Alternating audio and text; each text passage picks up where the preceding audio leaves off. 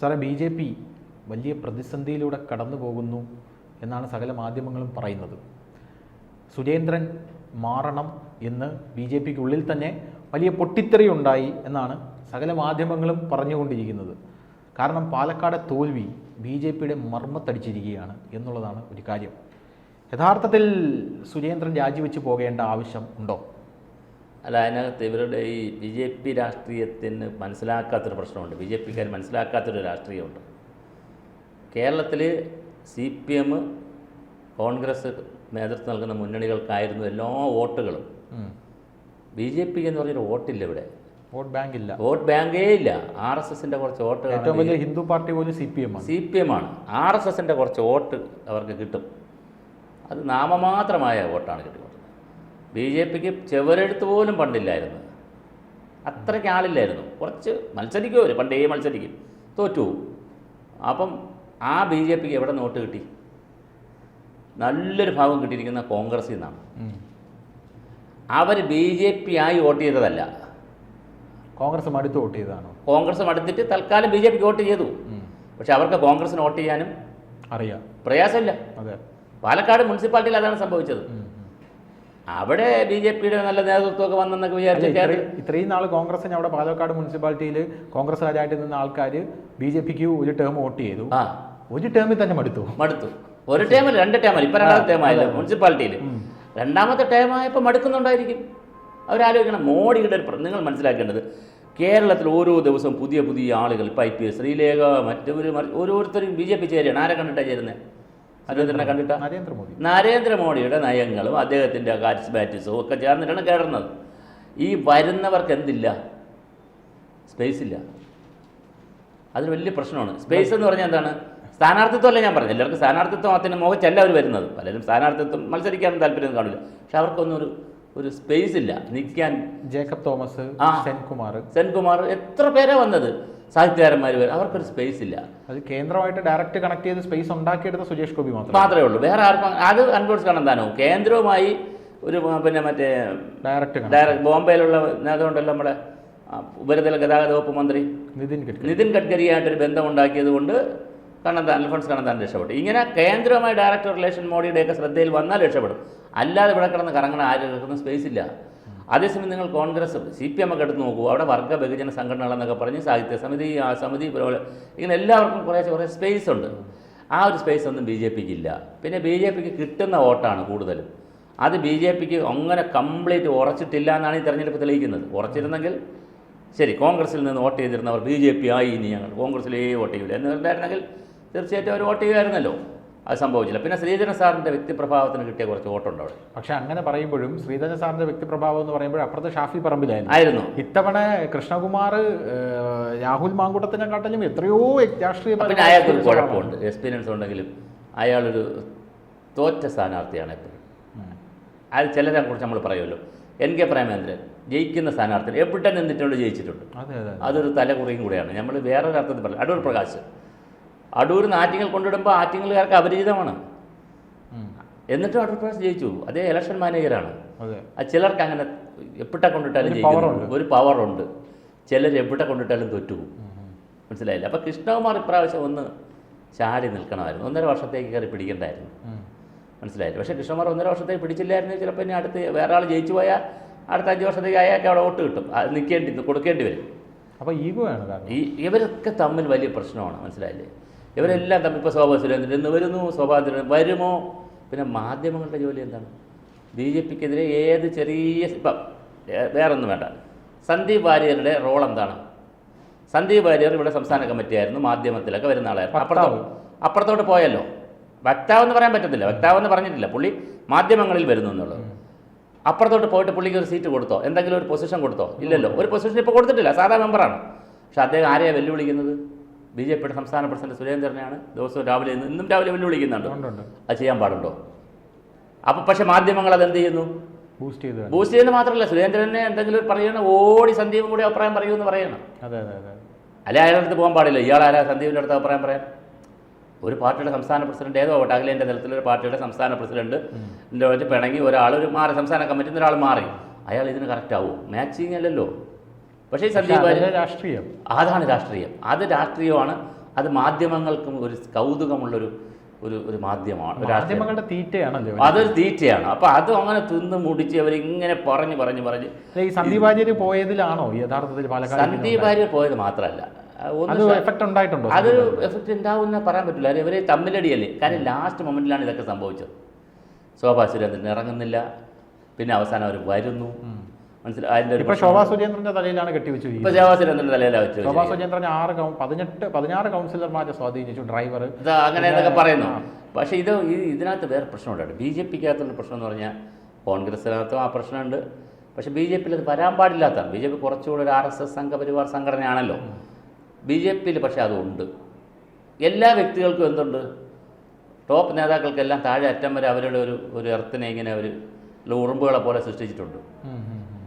സംസ്ഥാന കമ്മിറ്റി ആണെങ്കിൽ സംസ്ഥാന കമ്മിറ്റിയിൽ 5-6 പേര്, അവർക്ക് താഴെ ജില്ലാ കമ്മിറ്റിയിൽ 5-6 പേര്, ജില്ലാ കമ്മിറ്റി താഴെ ഏറ്റവും മണ്ഡലം വരെ അല്ല ഉറുമ്പിനെ പോലെ.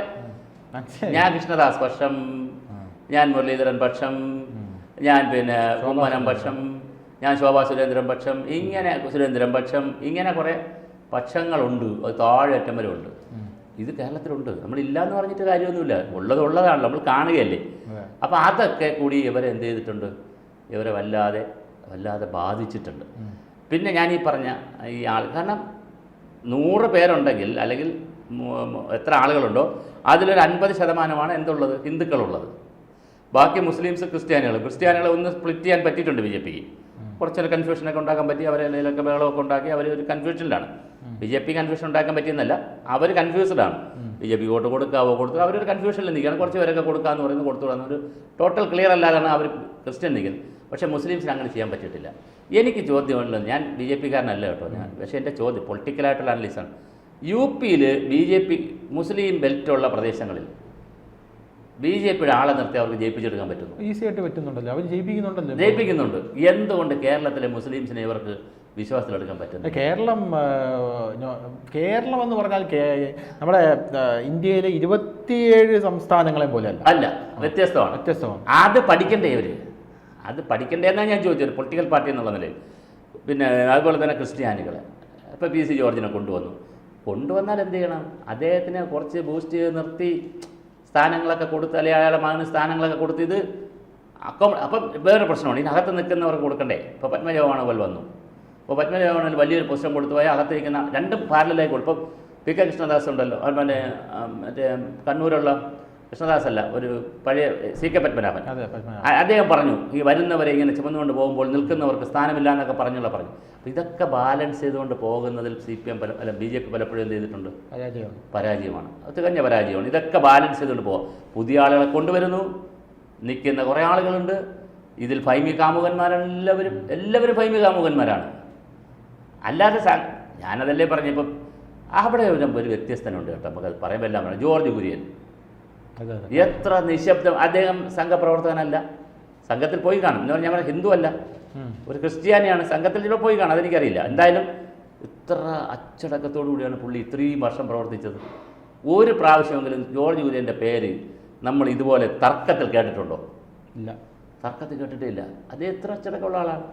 അപ്പോൾ അതുകൊണ്ട് നമുക്കങ്ങനെ ഇത് പഠിക്കണം. സന്ദീപ് വാര്യരെ പോലെയുള്ള, വാര്യർ പോയല്ലോ, ബാക്കിയുള്ള ആളുകൾ നിൽക്കുന്ന ആളുകളെ അങ്ങ് കമൻ്റ് അടിക്കുകയാണ്, അങ്ങ് അഭിപ്രായം പറയുകയാണ്. ചെറിയ ആളുകൾ വരെ അങ്ങ് ചാനൽ കിട്ടുമ്പോൾ അഭിപ്രായം പറയുകയാണ്. അങ്ങനെ അഭിപ്രായം പറഞ്ഞത് കൊണ്ട് സുരേന്ദ്രനെ കടന്നാക്രമിക്കേണ്ട ആവശ്യമില്ല. ഒരു കാരണവശാലും ഒരു പൊളിറ്റിക്കൽ എത്തിക്സ് വെച്ച് ചെയ്യാൻ പാടില്ല. പുറത്താക്കി അത് ചാനലുകളിൽ കിട്ടുന്നതുകൊണ്ടാണ് പറയുന്നത്. അതിൻ്റെ ആവശ്യമില്ല. അതൊക്കെ മുതിർന്നവർ പറയട്ടെ. എത്രയോ മുതിർന്നിട്ടില്ല. അല്ല, അത് പറയണ്ടേ, ഒരു പക്വത വേണ്ടേ. ഇപ്പോൾ അതുകൊണ്ട് പറ്റാൻ പോകണം എന്താണെന്നറിയാവോ, അതുകൂടെ നമ്മൾ പറഞ്ഞ് അവസാനിപ്പിക്കും. സന്ദീപ് വാര്യരെ ആര് മോണിറ്റർ ചെയ്യുന്നുണ്ട്? കോൺഗ്രസ് മോണിറ്റർ ചെയ്യും. അവരങ്ങനെ വളർത്തുമോ? തൽക്കാലമൊക്കെ എടുത്ത് എവിടെയെങ്കിലുമൊക്കെ നിർത്തും, അല്ലെങ്കിൽ ബോർഡോ ചെയർമാനോ അതൊക്കെ പറഞ്ഞൊക്കെ നിർത്തുമായിരിക്കും, എന്തെങ്കിലുമൊക്കെ കൊടുക്കുമായിരിക്കും.